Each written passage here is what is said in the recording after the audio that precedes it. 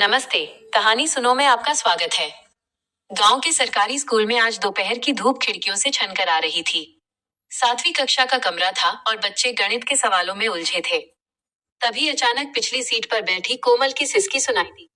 वो अपनी जगह से उठ नहीं पा रही थी और उसकी आंखों में डर था। पास बैठी उसकी सहेली ने धीरे से उसके कान में कुछ कहा और फिर टीचर के पास जाकर फुसफुसाई। टीचर ने कोमल को सहारा देकर बाहर निकाला, लेकिन क्लास के लड़कों ने देखा कि कोमल की सफेद स्कर्ट पर एक लाल दाग था। कुछ लड़के दबी जबान में हंसने लगे, कुछ ने छी छी कहा और कुछ अजीब से इशारे करने लगे। आर्यन, जो क्लास का मॉनिटर था, वो भी इस बात पर मजाक उड़ा रहा था। अगले दिन जब क्लास शुरू हुई तो टीचर ने ब्लैक बोर्ड पर कोई सवाल नहीं लिखा।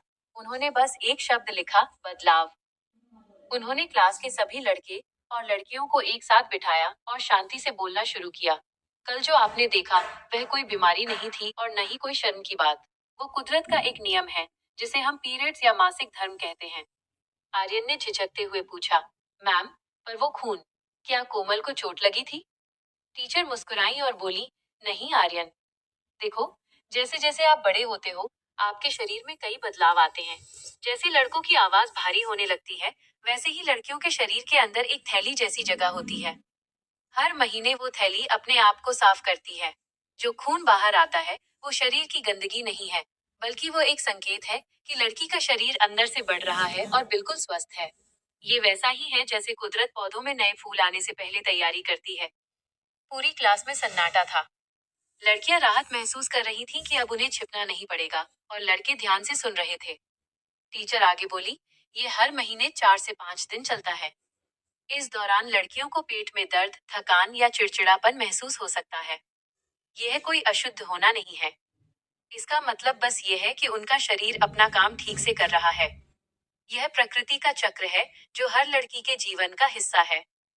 आर्यन का सिर अब मजाक उड़ाने के लिए नहीं, बल्कि बात समझने के लिए झुका हुआ था। उसे समझ आया कि जिसे वो मजाक समझ रहा था, वो तो जीवन की एक सहज प्रक्रिया थी। टीचर ने लड़कियों को समझाया कि उन्हें साफ सफाई का ध्यान रखना चाहिए, सूती कपड़े या पैड का इस्तेमाल करना चाहिए, और इस दौरान खुद को कमजोर नहीं समझना चाहिए।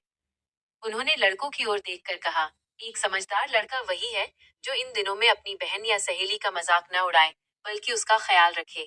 अगर उसे दर्द हो तो उसे पानी पिलाए, उसे भारी सामान न उठाने दे, और उसे ये महसूस कराए कि वो पूरी तरह सामान्य है। हमें इस पर हंसना नहीं, बल्कि एक दूसरे का सहारा बनना है। उस दिन के बाद स्कूल का माहौल बदल गया। कुछ दिनों बाद जब फिर से किसी लड़की को ऐसी जरूरत महसूस हुई, तो आर्यन ने अपनी बोतल से उसे पानी दिया, और क्लास के दूसरे लड़कों ने भी उसे सम्मान की नजरों से देखा। पीरियड्स कोई शर्म का पर्दा नहीं, बल्कि शरीर के बड़े होने का एक पड़ाव है। इसे समझना हर लड़के और लड़की के लिए उतना ही जरूरी है, जितना कि ये जानना कि हमें भूख क्यों लगती है। सोचिएगा जरूर, क्या आज भी हम इस सच को छी छी कहकर टाल देंगे, या एक जिम्मेदार इंसान बनकर इस कुदरती बदलाव का सम्मान करेंगे?